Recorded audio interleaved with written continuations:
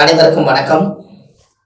சுப மாரிமுத்து திருப்பூரிலிருந்து இந்த பதிவு உங்களுக்காக. மிதுன ராசிக்கு இந்த புத்தாண்டிலே 2022 எப்படின்னு பார்ப்போம். இப்போ மிதுன ராசிக்காரர்களுக்கு வாழ்க்கையில எவ்வளவோ கஷ்டத்தை எல்லாம் இவங்க தாண்டி வந்தாச்சு. வெளியில சொல்ல முடியாத பிரச்சனைகள், குழப்பம், மன உளைச்சல், நெருக்கடி எல்லாம் தாண்டி வந்துட்டாங்க. இப்ப பாத்தீங்கன்னா மிதுன ராசிக்காரர்களுக்கு பொதுவாகவே அஷ்டம சனி நடந்து கொண்டிருக்கிறது. இந்த எல்லா பிரச்சனை இருந்தாலும் மிதுன ராசி ஆடாத கூத்தாடினாலும் காரியத்தின் மீது கண்ணோட்டம் இருப்பாங்க. அவங்களுடைய பேச்சு பாத்தீங்கன்னா இடவிடாத பேச்சா இருக்கும். மிதுன ராசினாலே பூனை அவங்க வீட்டுல வளரும், பூனை யாரோ வீட்டுல வளர்த்துவாங்க, இவங்க வீட்டுல வந்து வளரும். ஆனா அதாவது ஒரு மிதுனம் என்பது என்ன? ஒரு புத்தி, அறிவு, கல்வி, ஞானம் இதெல்லாம் படிச்சு வர்றதில்லை. இயற்கையாவே பிரபஞ்சம் கொடுத்து வர்றது. இவங்க போய் புக் எடுத்து படிக்கணுங்கிறதே இல்லை. இவங்களுக்கு அந்த சக்தி உண்டு. இந்த மிதுனத்தினுடைய அமைப்பு என்னன்னு கேட்டீங்கன்னா, அது புதனோட வீடு. புதன் என்பது இளமை. மிதுன ராசிக்கார பாருங்க, எப்பவுமே இளமையா இருப்பாங்க. இவங்களுடைய வாக்கு பலிதம், சொல்லு, பேச்சு எல்லாமே இளமையா இருக்கும். இவங்களுடைய தோற்றமே பாருங்க இளமையா தான் இருப்பாங்க. இந்த ராசியில பிறந்தாலே வயசு எவ்வளவுன்னு கண்டுபிடிக்க முடியாத ஒரே ராசி மிதுன ராசி. இப்ப அந்த மிதுன ராசி மிதுன லக்கணத்துல பிறந்துக்கிறவங்களுக்கு இந்த வருஷம் புத்தாண்டு பலன் எப்படின்னு பார்ப்போம். இந்த மிதுன ராசிக்கு ஜாதகத்துல பாருங்க, இன்றைய கோச்சாரம் சந்திரனுக்கு 9ஆம் இடத்துல குரு இருக்காரு, 8ஆம் இடத்துல சனி இருக்காரு. அப்போ இந்த 9ஆம் இடத்துல குரு தன்னுடைய ராசியவே இந்த வருஷம் 5ஆம் பார்வையை குரு பார்க்கிறார். ஆல்ரெடி குருவுடைய பயிற்சி வந்திருக்குது. இந்த குருவும் சந்திரனை ராசி பார்க்கறதுனால எல்லா காரியமே நம்மளுக்கு நடக்காதோன்னு நினைச்சு ஃபீல் பண்ணி எங்க நம்ம தோத்துருமோ நினைக்கும் போது இந்த குருவோட பார்வை நம்மளை மேல கொண்டு வந்துடும். அதே போல 8ஆம் இடத்துல சனி இருக்கிறதுனால என்ன அப்படின்னு கேட்டீங்கன்னா, தொழில் இந்த வருஷம் ஜாதக ரீதியா சனிதான் தொழில்காரன். அது ஆட்சி பலமாய் இருப்பதும், ஒரு சனி வந்து உங்களுடைய ஜாதகத்துக்கு 8ஆம் இடத்துல உங்க ஜாதகத்துக்கு 9 கோடி பேர் பலமா இருக்கிறதும், இந்த வருஷம் நம்மளுடைய அப்பா செய்த புண்ணியம், தாத்தா செய்த புண்ணியம், பாட்டம் முப்பாட்டம் செஞ்ச புண்ணியம் எல்லாம் இந்த வருஷம் நீங்க அனுபவிப்பீங்க. அந்த பூர்வீக சொத்து உங்களுக்கு வரும். உங்களுடைய ஜாதகத்துல கடினமான உழைப்புக்கு உண்டான பலன் உங்களுக்கு கிடைக்கும். தெய்வ அனுகூலகங்கள் நிறைய இருக்கும். என்ன ஒரே விஷயம், புதன் என்பது பத்திரம், எழுத்து, டாக்குமெண்ட். அதுல எல்லாம் வந்து நீங்க கையெழுத்து போடக்கூடாது. 4 பேர் நிற்கும் போது நியாயம்னு போகக்கூடாது. 10 பேர் நிற்கும் போது பஞ்சாயத்துன்னு போகக்கூடாது. வெளில ஒரு பேப்பர்ல படிக்காம கையெழுத்து போடக்கூடாது. இதெல்லாம் போட்டீங்கன்னா இந்த வருஷம் அஷ்டம சனி நம்மளை கொண்டு போய் அவமானத்துல கொண்டு போய் விட்டுரும். அதனால நீங்க அதையெல்லாம் கொஞ்சம் பார்த்து நிதானமா உங்க சுய அறிவை கொண்டு நீங்க தெரிஞ்சுக்கணும். நண்பர்களால் பகை இருக்கும், அது வெளியில தெரியாது. அந்த பகையை அவங்க தீர்த்துக்குவாங்க. அதனால நீங்க தான் ஜாக்கிரதையா இருக்கணும். வெளியூர்ல இருந்து நல்ல செய்திகள் வரும். வெளிநாட்டு பிரயாணம் இந்த வருஷம் உங்களுக்கு நல்லா இருக்கும். இந்த உடைய குரு பார்வை இருப்பதனால இந்த வருஷம் எவ்வளவோ கஷ்டத்தை தாண்டி இருந்தாலும் கூட அஷ்டம சனி இருக்கிறதுனால இந்த அஷ்டம சனியில கையில காசு வச்சுக்காதீங்க. ஒரு சொத்தை உருவாக்குங்க. கடன் வாங்கி ஒரு சொத்தை உருவாக்குங்க. சம்பாரிச்சு நம்ம சாப்பிட்டது போக மிச்சம் என்ன மிச்சம் இருக்குதோ அதே கடனை கட்டுங்க. இந்த கடன் அடைய அடைய கடைசி இந்த சொத்து மிச்சமாயிரும். இல்லைன்னா ஏதோ ஒரு பிரச்சனை நீங்க மாட்டிக்கிட்டீங்கன்னா பிரச்சனை நம்மளை தேடி வந்துடும். அதனால கண்டிப்பா இந்த வருஷம் ஒரு இடம், காலி நிலம், கட்டிய வீடு, நீங்க பிளான் பண்ணி கட்டக்கூடிய வீடுகள் இதெல்லாமே இந்த வருஷம் ஒரு நிறைய மாற்றத்தை கொடுத்து சமுதாயத்துல ஒரு அங்கீகாரத்தை உருவாக்கி உங்களை உட்கார வைக்கும். இந்த வருஷத்துல அப்படி ஒரு தெய்வ அனுகூலம் வந்து உங்க ஜாதகத்துல இருக்கு. இதெல்லாம் உங்களுடைய ஜாதகத்துல எடுக்கக்கூடிய காரியங்கள் இதெல்லாமே ஒரு சிறப்படையக்கூடிய அம்சமான காலம். இப்ப தெய்வ அனுகூலங்கள் உங்க ஜாதகத்துல அதிகமாக இருக்கிறதுனால இதை நீங்க கண்டிப்பா இந்த வருஷம் நீங்க செய்யலாம்.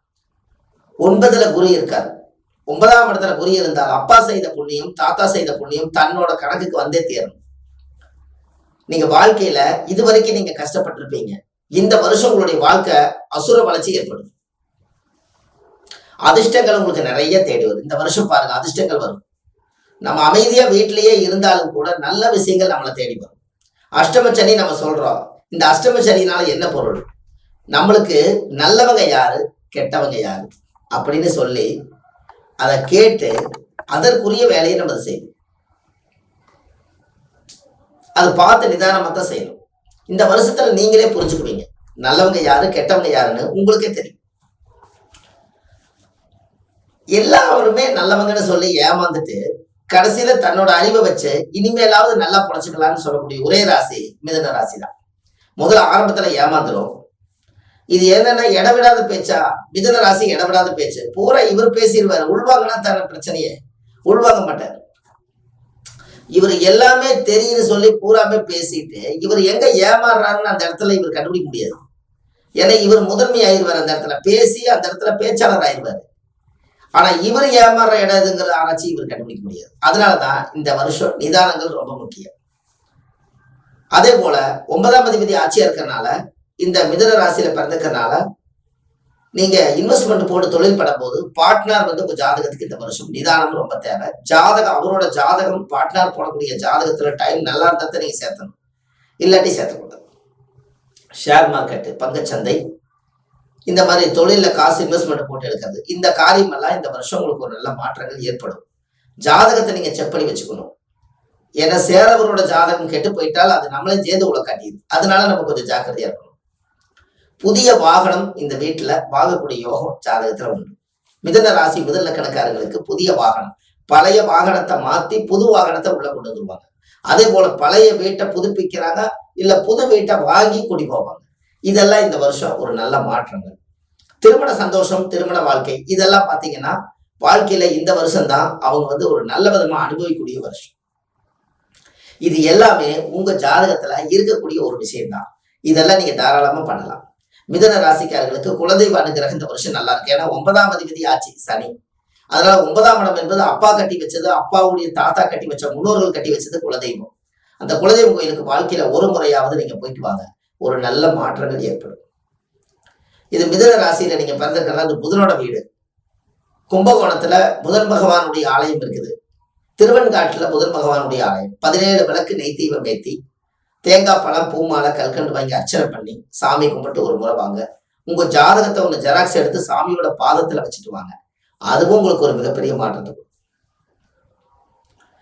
அதே போல பாத்தீங்கன்னா திருநங்கைகளுக்கு பச்சை புடவையும் பச்சை விலையில அவங்களுக்கு தேவையான உணவு சாப்பாடு இதெல்லாம் வச்சு புதன்கிழமை அன்னைக்கு காலையில 6 to 7 புதனோட ஓரையில ஒரு தாம்பூல தட்டுல வச்சு தட்டோட அவங்களுக்கு ஒரு தானம் கொடுக்கும். இந்த வருஷம் மிதுன ராசிக்காரர்களுக்கு ஒரு பெரிய சிறப்பை ஏற்படுத்தும். அதே போல மிதுனம் என்பது பச்சை நிறம். எதை யூஸ் பண்ணாலும் பச்சை நீங்க அதிகமாக யூஸ் பண்ணுங்க. இந்த வருஷத்துல உங்களுக்கு ஒரு நல்ல மாற்றங்கள் ஏற்படும். வீட்டுல செடிகள் வளர்த்தி அதுக்கு தண்ணி ஊற்றி உயிர் வளர்த்துறது உங்களுக்கு ரொம்ப யோகத்தை கொடுக்கும். வெத்தலை செடி வீட்டுல வளர்த்தி இந்த வருஷம் தண்ணி ஊத்திட்டு வந்தீங்கன்னா உங்களுக்கு நல்ல மாற்றங்கள் ஏற்படும்.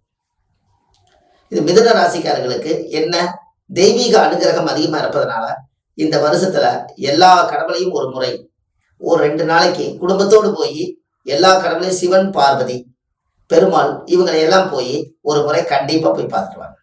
இதெல்லாம் பார்த்துட்டு வந்தால் இந்த அஷ்டம சனி உங்களுக்கு நடந்து கொண்டு இருப்பதனால குச்சனூர் சனி பகவானுடைய ஆலயத்துக்கு ஒரு முறை கண்டிப்பா நீங்க போயிட்டு வர. திருநள்ளாறுல போய் நடத்தைத்துல குளிச்சுட்டு எள்ளு விளக்கு தீபம் போட்டு சாமி கும்பிட்டு வந்தால் உங்க பிரச்சனை தானாவே தீரும். இதெல்லாம் இப்படி செய்யும் போது என்ன நம்மளுடைய கர்ம தீரும் அப்படின்னா, உங்களுடைய ஜாதகத்துல நம்ம நெகட்டிவான ஒரு பிரச்சனையை நம்ம உடம்புல டெபாசிட் பண்ணியிருப்போம். அதெல்லாம் ஒரு புண்ணிய யாத்திரைக்கு போறது, ஒரு நதியில குளிக்கிறது, ஒரு கடல்ல குளிக்கிறதுல உங்களுடைய பாவ செயல் நீங்கி உங்க ஜாதகத்தில் இருக்கிற யோகம் அது புண்ணியமா மாறி உங்களுக்கு அது வேலை செய்யும். அதற்காக நீங்க கண்டிப்பா ஆலய வழிபாடு ரொம்ப முக்கியம். அது கண்டிப்பா நீங்க செஞ்சுட்டு வாங்க. உங்க வாழ்க்கையில ஒரு நல்ல மாற்றத்தை கொடுக்கும். இதெல்லாம் பண்ணிட்டு வந்தாலே மிதுன ராசிக்காரர்களுக்கு கொடிய பிரச்சனைகள் ஏதும் வராது. தெய்வாம்சம் பொருந்திய நட்சத்திரம், தெய்வாம்சம் பொருந்திய ராசி லக்கணங்கள் மிதுன லக்கணம், மிதுன ராசி. பூனைக்கு தயிர் சாதம் வச்சுட்டு வாங்க. அது மிதுனமே பூனை வீடு. நீங்க வளர்த்த மாட்டீங்க, ஆனா எங்கேயோ வளர்த்துவாங்க. ஆனா வாழ்றது நம்ம வீட்டுல தான் வாழும். அதனால அது மிதுனம் பூனை. அதனால தயிர் சாப்பாடு, பால் சாதம் செஞ்சு கொஞ்சம் பூனைக்கு வச்சுட்டு வாங்க. பூனையை அடிக்கக்கூடாது. இதெல்லாம் உங்க ஜாதகத்துல ஒரு பெரிய யோகத்தை கொடுக்கக்கூடியதாக்கு. அதனால கண்டிப்பா செய்துட்டு வாங்க. உங்களுடைய வாழ்க்கையில மிதுன ராசிக்காரர்களுக்கு 2022 ஒரு மிகப்பெரிய மாற்றம் காத்துட்டு இருக்கிறது. நீங்க அலர்ட்டா இருந்தால் இந்த வருஷத்துல ஒரு வெற்றியை நோக்கி பெரிய பாதை, ஒரு அசுர வளர்ச்சி உங்களுக்கு கண்டிப்பா கிடைக்கும். அடுத்த பதிவில் உங்களை சந்திக்கிறேன். சுப மாரிமுத்து, திருப்பூர்லேருந்து. நன்றி, வணக்கம்.